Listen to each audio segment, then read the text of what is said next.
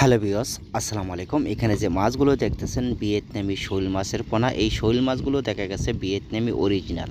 তার জন্য রয়েছে ফিড খাবারের সময় হলে মাছের পাড়ে কিংবা আপনারা যদি কিনারে থাকেন তাহলে মাছগুলো সবসময় একসাথে জড়ো হয়ে থাকবে। ভিয়েতনামি শৈল মাছ হলো এই মাছগুলো গণজাতীয় মাছ চাষ। এই মাছটি আপনার গণভাবে চাষ করিলে সফলতা আসবে নিশ্চিন্তভাবে। ভিয়েতনামি শৈল মাছের ক্ষেত্রে চাষের দিক দিয়ে অনেকটাই ভালো। আপনার ঘন আকারেভাবে চাষ করতে পারেন প্রতি শতাংশে 350 থেকে 400।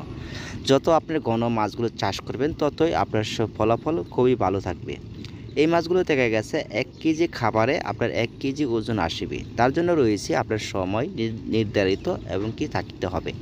তার মাধ্যমে রয়েছে মাছের ক্ষেত্রে আপনার খাবারের সংখ্যায় খুবই আপনি স্যাম্পলভাবে দিয়ে যাবেন, অতএব মাছগুলো এক সাইজের ভিতরে চাষ করতে হবে।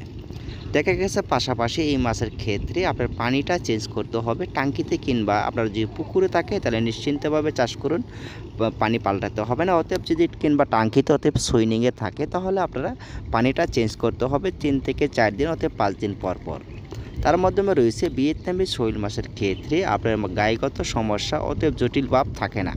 তার জন্য রয়েছে মাছের সংখ্যায় কোনো রকম আঘাত অতএব কিংবা দাগ দেখা গেলে সাথে সাথে ওষুধ প্রয়োগ করবেন। তার জন্য রয়েছে এই ভিয়েতনামি শৈল মাছের ক্ষেত্রে আপনার যে খাদ্যটা প্রোটিন খাদ্য ব্যবহার করবেন সব সময়।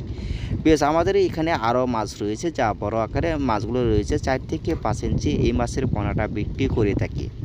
মাছের ক্ষেত্রে চাষ যখন করবেন মাছগুলো 1 সাইজ কিংবা 19-20-এর মাধ্যমে চাষ করুন, সফলতা পাবেন। এখানে যে মাছগুলো দেখতেছেন কোয়ালিটিগত খুবই ভালো, অতএব মাছগুলো খুবই একটা চমৎকার মাছ। এই মাছের ক্ষেত্রে সফলতা আসবে নিশ্চিন্তভাবে 5 মাসে বাজারজাত করবেন। এই সাইজের মাছগুলোর সময় লাগবে মাত্র 3 থেকে 4 মাসের ভিতরে বাজারজাত করবেন।